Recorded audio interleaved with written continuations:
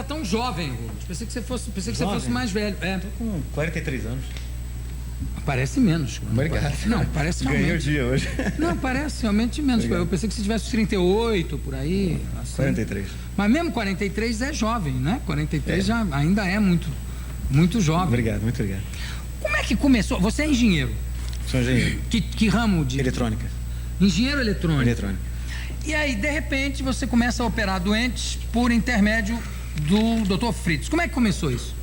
Aconteceu a primeira vez em 1983, mas o fato que me fez levar isso, a me interessar por isso, dedicar por isso, foi em 1990 para 91, mais precisamente em novembro de 1990, quando ele curou a minha filha. A minha filha tinha 11 dias de vida e ela estava muito fraquinha. Os médicos já haviam dito para mim para a gente ter uma certa cautela, etc. Em suma, pai, essa coisa toda, né? E eu me lembro que um dia eu acordei à noite, de madrugada, para dar uma colher de leite para ela e perdi o horário. Eu tinha que dar às 2 horas da manhã, acordei eram 3h30, perdi o horário. E aí você sabe aquela história, você chora, você faz de tudo pelos filhos, né? E eu rezei e pedi a Deus para que alguma coisa acontecesse. E eu me lembro como se fosse hoje, como de aquele vulto entrar no quarto e colocar a mão sobre o peito da minha filha e dizer, olha, eu vou curar a sua filha, mas em compensação você vai ajudar os outros a viverem melhor. O fato é que 2 ou 3 dias depois a gente foi ao médico, minha filha não tinha mais nada no pulmão. O que? Ela sofria de quê? Pulmão. Do pulmão? Pulmões, atrofias pulmonares. Atrofias pulmonares.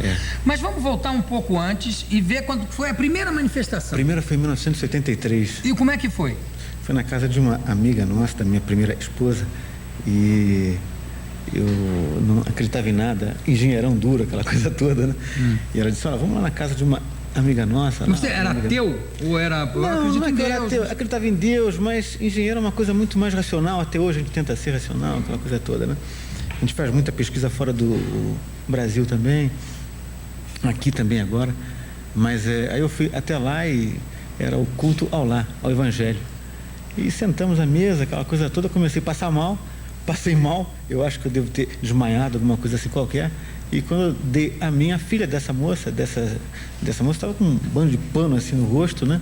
Eu disse, o que houve? Eu disse, não, olha, veio aqui um espírito médico e tal, e operou a vista lá da minha filha.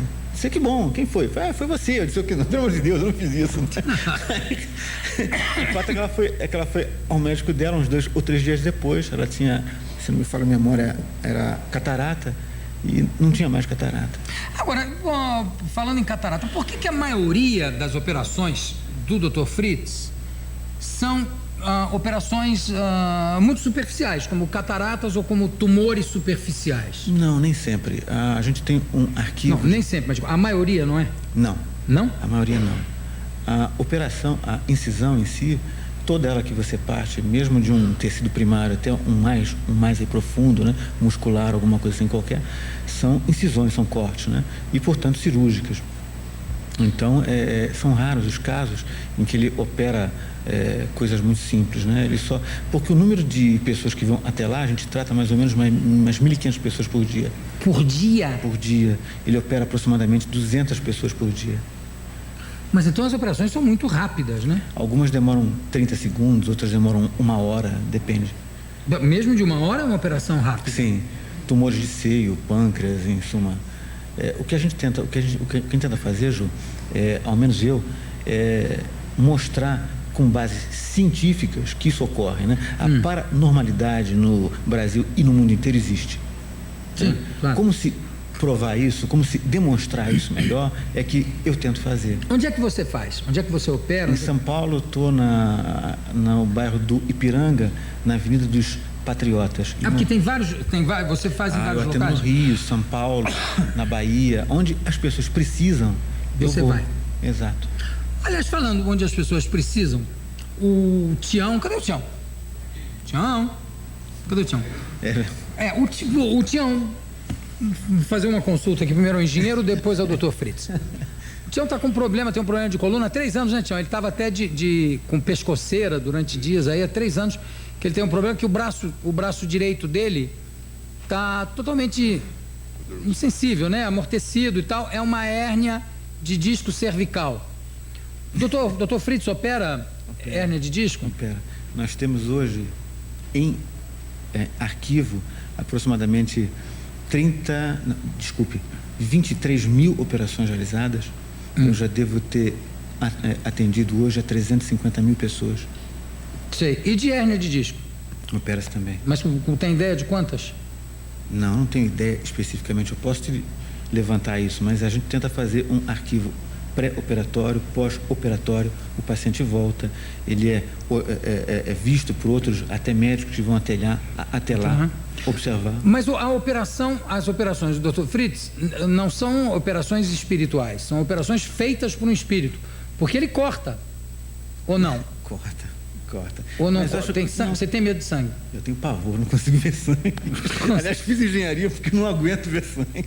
E você não vê o sangue, então, né? Quem vê? Não, eu sou completamente inconsciente. Você diz, olha, só me acordem quando limparem o sangue. Não tem o último, mas você me acorda. Por exemplo, o Tião, para o Dr. Fritz realizar uma cirurgia no Tião, vai cortar ele? Possivelmente. Ou você faz também cirurgia sem corte? Olha, uma vez em Londres, eu operei umas 156 pessoas. Dessas 156 pessoas, nós temos alguns vídeos, eu até te trouxe também algumas coisas aí, em que algumas delas ele operava a uma distância de 5 metros. Ele fazia assim no ar e o corpo se abria. Né? Isso tem filme? Tem filme. Nós vamos ver no segundo bloco aqui com o Rubens Faria, nós vamos mostrar algumas dessas. Isso tem em vídeo? Você trouxe isso aqui em vídeo? Eu não sei se especificamente em vídeo esse aqui eu tenho. Eu trouxe duas fitas para você. Que é uma pena, né? Porque isso eu queria tanto ver. Ele operando. Mas nós temos. Ele operando à distância. Eu vou enviar isso. Vou enviar. Mas abre o corpo, né? Abre. E em outras não. Eu acho que vale muito também o que você põe de fé, né? A gente tem uma obra no Rio de Janeiro, por exemplo, em que nós damos aproximadamente 15 toneladas de comida ao mês, 800 cestas básicas por mês, né? Material escolar, brinquedo, roupas, agasalho, leite. Ou seja, é uma obra até muito maior que a própria operação em si, Sim. A cura em si, né? É aquela história, eu costumo dizer que o Fritz opera. E o que o Rubens tenta fazer pelo povo brasileiro é ajudar essa massa que eu reputo como esquecida pelo governo e por outras pessoas. Agora, você... Muito bem, muito bem. Você vê?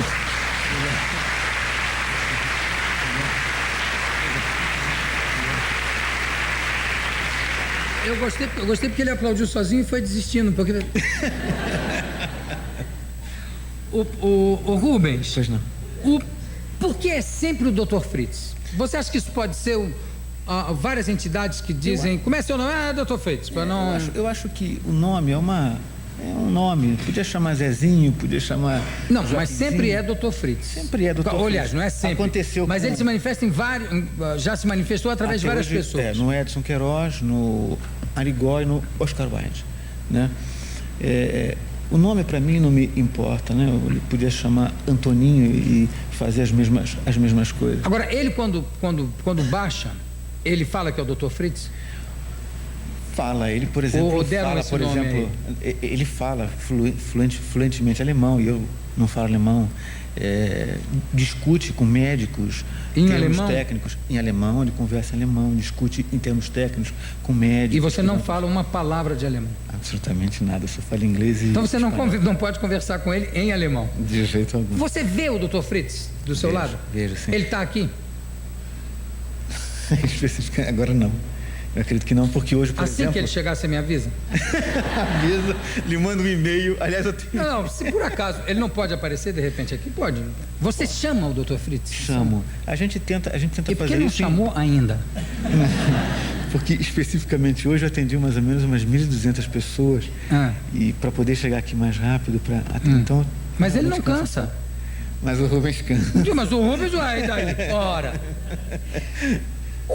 Como é que, agora aqui falando com o Rubens, como é que você acha que um médico já morto se atualiza com as mais novas pesquisas da medicina. E se ele é atualizado, eu acredito que ou se sim. ele ainda receita água de melissa? Eu acredito que sim, porque, por exemplo, a gente está fazendo uma pesquisa agora com a Universidade de Stanford e com o Instituto de Saúde americano e com o Noetic Science, que é um dos maiores centros de pesquisas nos Estados Unidos sobre fenômenos paranormais.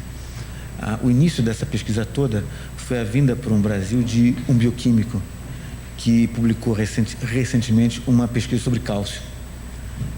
O Dr. Fritz, se é que a gente pode dizer assim, praticamente uma pesquisa que tem há 1 mês ou 2 meses, há pouco tempo nos Estados Unidos, disse ipsiliter. Ele já sabia? Já sabia dessa pesquisa. Agora, vamos às cirurgias. Eu falei que faria cirurgias mais superficiais. Sim. Ele faz cirurgia de peito aberto, safena? Não, ele tem as suas... Eu acredito que ele tem as suas limitações, né? Como ele é óbvio, né? Então, ele opera algumas coisas a peito aberto, como você falou, e outras não. Mas você já fez o ponte safena? Globo, não, ponte safena não, mas o SBT Repórter, com o Domingos Meirelles, fez uma coisa bem interessante há algum tempo atrás. A reportagem foi ótima, em que ele está operando um músculo cardíaco, o coração, e o coração fica à mostra, e o Domingos Meirelles vai começando a passar mal, vai ficando roxo, e pum, começa a desmaiar. No final não aguenta. Transplante de medula, ele já fez algum? Ele faz uma coisa chamada imunoterapia, que tem resultados razoáveis. Mas e é na medula? É na medula. É? É. O pagamento, agora vamos falar porque todo mundo diz assim, não, mas isso tem um interesse comercial muito grande, isso, aquilo, barará. Como é que o Dr. Fritz cobra? Como é que o Rubens Faria, o que o Rubens Faria recebe pelo Dr. Fritz? A gente tem uma obra, João, muito, muito grande. A gente está agora inaugurando, mais ou menos daqui a uns 2 meses no máximo, 4 consultórios médicos, 3 consultórios dentários, enfermaria, tudo de graça para as pessoas todas que vão até lá, né? É muita comida, muita roupa. Então a gente pede a quem puder ajudar. Então tem gente que vai lá e ajuda com $100, R$100. E tem gente que vai lá e ajuda com uma moedinha. E tem gente que não ajuda. O importante é o que essas pessoas tentam fazer pelas outras. E tem gente que ajuda também com coisas, com roupa, com comida? Por gentileza, eu estou precisando... Deixa eu fazer um pedido, me desculpe. Eu estou precisando de cadeira de dentista, que a gente está fazendo agora uns consultórios dentários. Então, quem tiver alguma cadeira de dentista, nós até compramos a preço um pouquinho mais barato, por favor. A gente está precisando. Mas o dentista não é você que recebe um dentista, né? Não. É para dar dentista mesmo. Assistência gratuita ao povo, verdade. Outra coisa que aí eu não sei, você que está estudando tanto esse assunto agora, por que é que a maioria, ou quase todos os espíritos que descem, são sempre médicos que vêm? Por que não baixa um engenheiro eletrônico, por exemplo? Pois é, Dr. Hans. Dr. Hans, eu sou engenheiro eletrônico, vamos construir. Sou engenheiro eletrônico, vamos fazer um shiftzinho aqui, trocar o software, aquela coisa toda. Não, Dr. Helman, sou advogado. Advogado, vim aqui operar. Eu não sei, eu acho que pela própria... Eu acho que o que acontece... Veja bem... O que mais aparece é médico e escritor, né? É médico e escritor. Não, também pintor. Pintor também. Pintor, Leandro. Imagina uma pessoa... É o que eu costumo dizer sempre, né? Baixinha, de óculos, narigudo, engenheiro, do lado de alguém, tirando um tumor de seio de alguém, e aquela pessoa do teu lado, ao lado, vendo aquilo. O que pode pensar nessa cabeça dessas pessoas? Meu Deus, o que está acontecendo? O que é isso? Da onde vem isso? Não é a operação, para mim, eu acho o seguinte, como engenheiro, eu tento botar à prova todos os testes. Então, os meus trabalhos são todos abertos. Eu já viajei quase que o mundo todo, só não fui até a Ásia até agora. Mas estou indo, por exemplo, para novembro, para a Rússia, na Universidade de Numumba, para fazer pesquisa. E nos Estados Unidos, que universidades você já tem? Eu já estou em Stanford, já fui para Oxford. Oxford, Stanford, né? E tenho agora o Noetic Science, que é que a gente vai fazer pesquisas mais ou menos a partir do mês de junho. Ô Rubens, haveria a possibilidade de você fazer aqui uma cirurgia? Eu hoje acredito que não, porque eu já trabalhei bastante e ele é específico nisso, né? Ele vem para tratar de muitas pessoas. Quando ele vem para trabalhar, no mínimo, como todos os dias, são 1.500 pessoas. Mas não seria importante para o trabalho dele, de repente, ele fazer uma cirurgia, mesmo que fosse uma pessoa com milhões de pessoas assistindo? Seria importante. Mas é o que eu estava E a que horas ele chega, então? É o que eu estava lhe dizendo, no caso, a princípio. Né? As pessoas têm que esquecer um pouco o sensacionalismo. Não, mas isso não é sensacionalismo. Aí é que tá. Sensacionalismo seria se fosse uma coisa vendida apenas como espetáculo. Não. Isso é uma coisa, como é que se diz? Em benefício das pessoas. Eu conto uma história interessante. Pasteur, quando fez a primeira lâmina dele de pesquisa, estetoscópio, aquela coisa,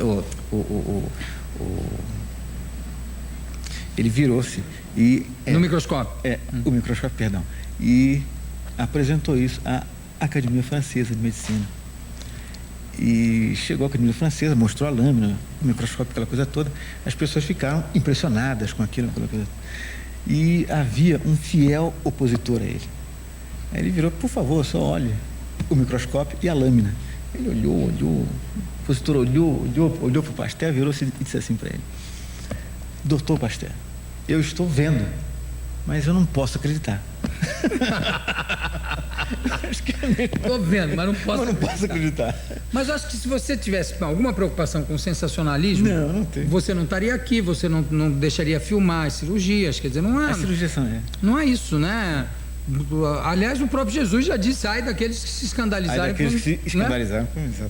por minha causa. Nós vamos chamar o reloginho. No segundo bloco a gente vai mostrar algumas das cirurgias do Dr. Fritz, tá certo? Willem?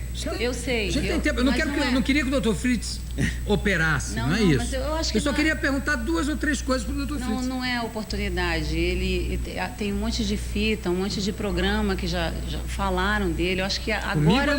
Para mim, ele nunca deu entrevista. Mas então, lá onde ele atende, tanto no Rio quanto em São Paulo, é um local que está aberto a qualquer pessoa que queira ir lá observar, o curioso, porque tem gente que chega lá que é curioso, quer ver se é verdade, olha... Acredita e vai embora. Qualquer pessoa, mas só ele é que está aberto ao Dr. Fritz. Sim, mas então é o Dr. Fritz que está trabalhando lá. Então acho que tudo bem. Mas que seria ótimo se o Dr. Fritz respondesse a 3 perguntas, ou 2 perguntas só. Não, né? Acho que seja o Por que o Brasil? Por que a escolha? Só isso. Mas isso já está tudo em reportagem, Ju, tem tanta coisa que já falaram sobre isso. Então não precisava nem vir aqui. Eu acho que precisaria, sim.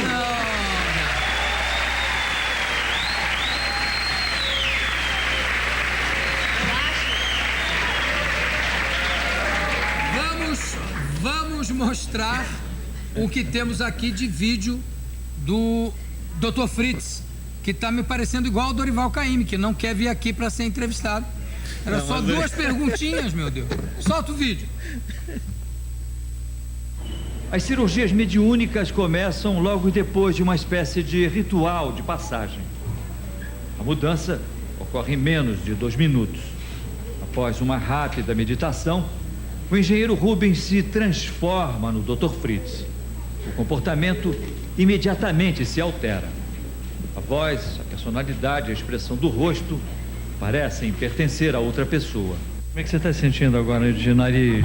Assim, uma cosquinha aqui dentro do nariz, assim. Você sentiu dor? Nada, absolutamente nada. É como se fosse um cotonete, assim, dentro do... A sensação era de um cotonete? Um cotonete. Não senti nada quando ele bateu, assim, aquela pancada no meu nariz. Você estava muito nervosa? Tá, sim, eu estava bastante tensa, né? Mas mesmo assim, eu não senti nada. O senhor não está nem sentindo essa pancada? Não. É pouca coisa mínima. A pancada está forte, tá, né? É pelo, a senhora não está vendo, mas pelo... Não estou vendo, estou sentindo, mas pouca coisa. Pelo barulho que a senhora está ouvindo. Está operando o quê? Ali era uma Então, memória coluna. Muita força, inclusive, na sua coluna. sei, né? A maioria das cirurgias mediúnicas é marcada com antecedência pelo próprio Dr. Fritz. Mas, às vezes, ele seleciona na hora os pacientes que vão ser operados.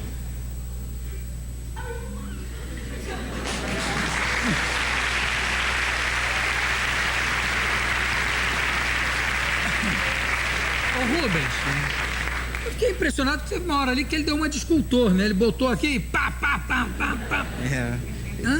Ele faz algumas operações que academicamente não são,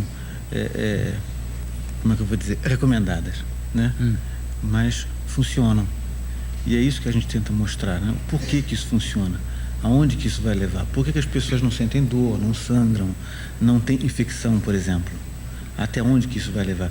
Eu descobri uns pesquisadores na Suíça, em 1994, 93, aliás, descobriram que a quantidade de sódio e potássio, quando ele opera os pacientes, cai drasticamente a nível de tecido, o que causa uma certa analgesia, uma certa falta de dor. Bom, e no caso do olho, por exemplo, a gente sabe que a lágrima é um grande antisséptico, né?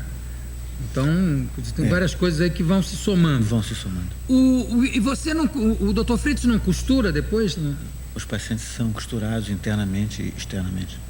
Ele mesmo é que costura. Algumas ou tem ele assistente? faz e outras são feitas por pessoas que ajudam a nós, né? Porque ele diz que essa parte de fazer a sutura demora muito tempo, né? Claro. Então ele opera e deixa para que outras pessoas suturem. Eu vi uma cirurgia ali em pé, parecia, segundo disse lá, uma cirurgia de coluna, é isso? Coluna ele pode fazer, ele faz em pé, sentado, de cabeça para baixo. São coisas que E ele fala que vai anestesiar a pessoa ou não? Não há.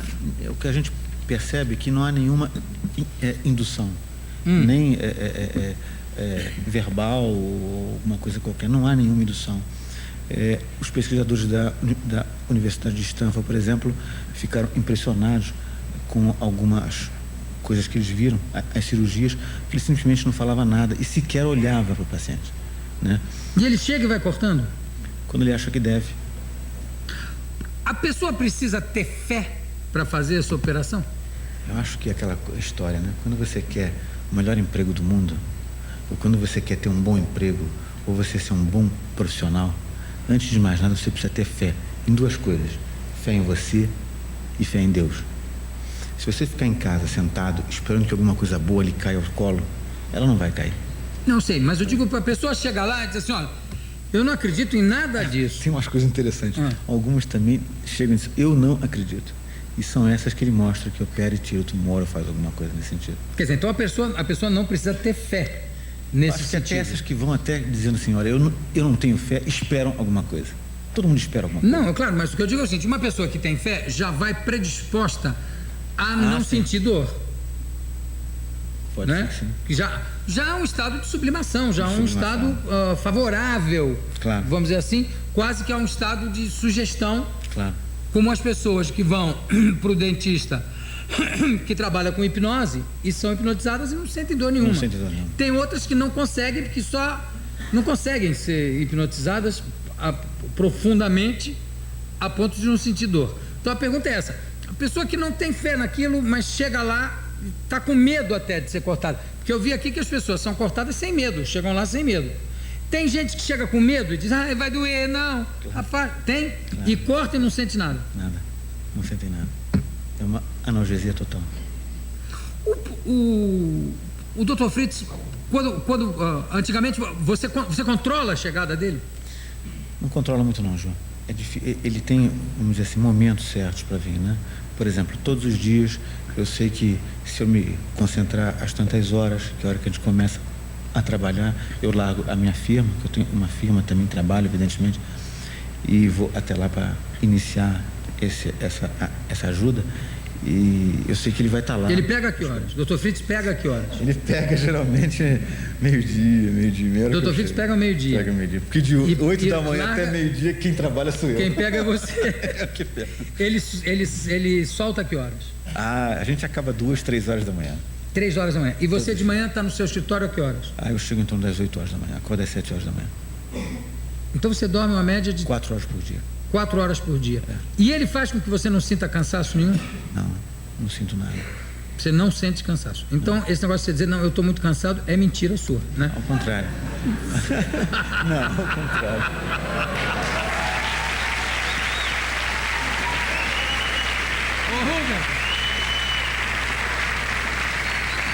Aí você trabalha de manhã até o meio-dia no seu escritório, como engenheiro eletrônico. Engenheiro, com parte de software e hardware que eu trabalho.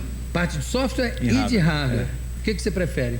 As duas coisas. Eu trabalho bem nas duas. Você não tem, mas não tem uma tendência mais para um lado, não? Eu prefiro mais hardware, né? Mais hardware, né?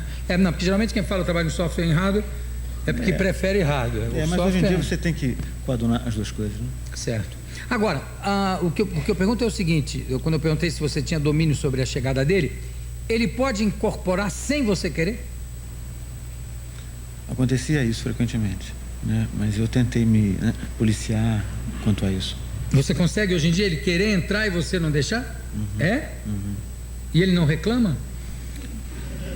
Um pouco. Hein? Um pouco. Fica louco da vida em alemão? Às vezes não. Bom, eu não entendo nada de alemão. Se ele fala alguma coisa de alemão, eu não sei. Mas acontece das vezes ele querer e você não deixar. Porque eu sou meio... Quando é que você começou a ver o Dr. Fritz? Você vê ele fora de você? Sim, eu comecei a vê-lo. A primeira aparição, se é que a gente pode falar assim, foi em 1990 com a minha filha. E como é que ele é fisicamente? Ele é alto, uma pessoa forte, um semblante calmo. Forte ou gordo? Forte. Você tem medo de dizer que o Dr. Fritz é gordo? Você acha que ele vai reclamar? Não sou gordo, coisa nenhuma! Ele é alto, gordo. Forte, usa barba. Né? Sou eu. Aliás, muito parecido. Com licença.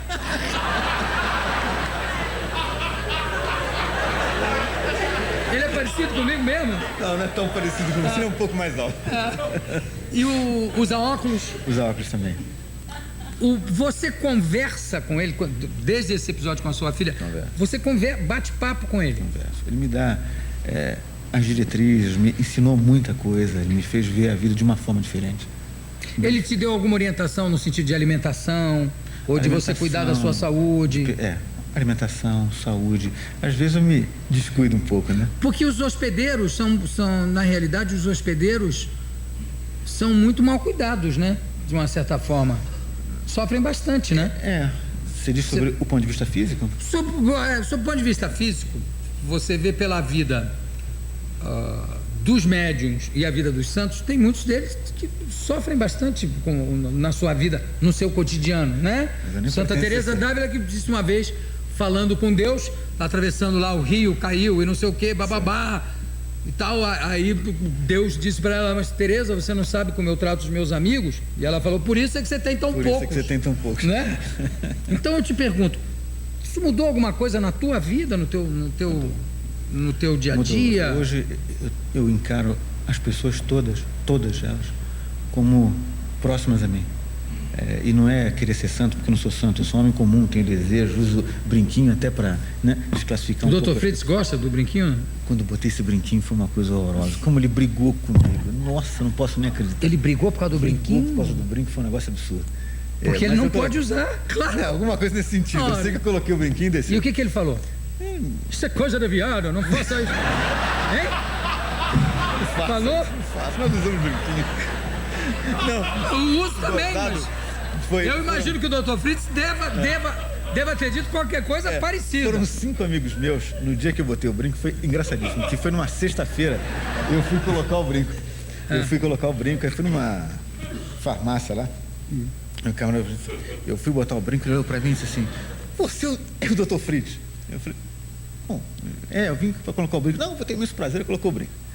Aí uns amigos meus descobriram que eu fui colocar o brinco. Na segunda-feira estavam os 5 assim postados, assim, esperando uma reação dele ferrenha contra o brinco, né? Aí a primeira reação que ele viu com as pessoas, ele olhou assim, disse que ele mexeu assim, olhou e tal, fez um negócio assim, e disse: olha, vai tomar tais e tais remédios que está numa infecção, não sei o quê. E de fato estava, tomei os remédios, passou. Estava dando uma infecçãozinha. Estava dando uma infecçãozinha. E quando parou a infecção, como é que foi a bronca? Até hoje eu não gosto do brinco, mas eu uso assim mesmo. E ele reclama? E fala mesmo isso que eu falei, né? Porque a ideia... Não, isso eu não sei. Pode não falar, mas pensa. Pode ser que ele pense. Quando ele volta lá para os amigos, diz assim: meu rapaz lá ferroviário, está de brinca. Bom, eu quero agradecer demais a tua presença aqui. Muito obrigado, obrigado por tudo. Viu, o Dr. Fritz não vem mesmo, né? Se o Dr. Fritz chegar, a gente inclusive pode ficar aqui até o tempo que ele quiser. Mas o Tião... Ele não está por aqui, só... Mas o Tião vai lá agora tratar, né? Tião vai lá? Você vai lá, Tião? Olha aí, foi Aí é que eu convidado vou aqui fazer questão de gravar, pelo Rubens. mandar gravar a fita da operação dele e mandar para você. Puxa, isso vai ser maravilhoso. Olha aí, produção. Sensacional. Tá. Quando é que ele pode ir lá? Amanhã mesmo, se ele quiser. E quando é que ele está de volta ao trabalho? Amanhã mesmo, acredito. É no mesmo dia? No mesmo dia. Você opera a coluna, uma hérnia de disco e no mesmo dia ele já sai? É. Tião, É, vai lá amanhã. Salvação. Rita Leandro, providencia pra gente gravar, tá? Pra mostrar aqui. Ele não tá por aqui não, né? Não vou pedir nada, só quero saber se por acaso ele tá presente. Tá sim. Tá? De que lado ele tá? Não, só pra saber, tá do lado de lá ou tá aqui, do meu Ele lado? fica mais para cá. Tá aqui atrás de você. Ele tá satisfeito, ele tá rindo ou ele tá um pouco aborrecido com esse excesso de intimidade Ele é com ele? sempre meio sisudo, né? Ele é meio sisudo? Meio sisudo. Se eu contar uma piada de alemão, ele não vai achar graça? Acredito que não. Bom, doutor Fritz, de qualquer forma, muito obrigado. Obrigado pela sua presença e obrigado pelo trabalho que você faz em prol aí da população. Não existe nenhum caso de operação que deu errado, de doença provocada pela operação, Não, de infecção, como eu estava lhe dizendo, nós temos um arquivo grande de casos, pré-operatório, pós-operatório. Os pacientes são acompanhados, inclusive por outros médicos que vão até lá para observar. Nós não temos até hoje registrado nenhum caso de infecção ou de qualquer outra coisa. Então, as pesquisas estão não existe abertas. índice de infecção hospitalar, nada? Nenhum. As pesquisas estão abertas, eu volto a dizer. Para quem quiser examinar. Eu vou a diversas faculdades para dar palestra, as pesquisas estão abertas, os portões estão abertos, as portas abertas, para quem quiser fazer qualquer tipo de pesquisa comigo. Por favor, eu vou fazer, eu vou me sentir extremamente grato. E doutor Fritz, vê se resolve esse problema dessa dor na ciática que eu tô, tá? Sem operar, tá? Sem operar, que você não quer. Obrigado. Muito Obrigadíssimo obrigado, pela sua presença. Muito Você obrigado. é uma simpatia, Muito obrigado. tá? Parabéns pela sua singeleza e pela maneira como você encara tudo isso com a maior normalidade. Rubens Faria Júnior.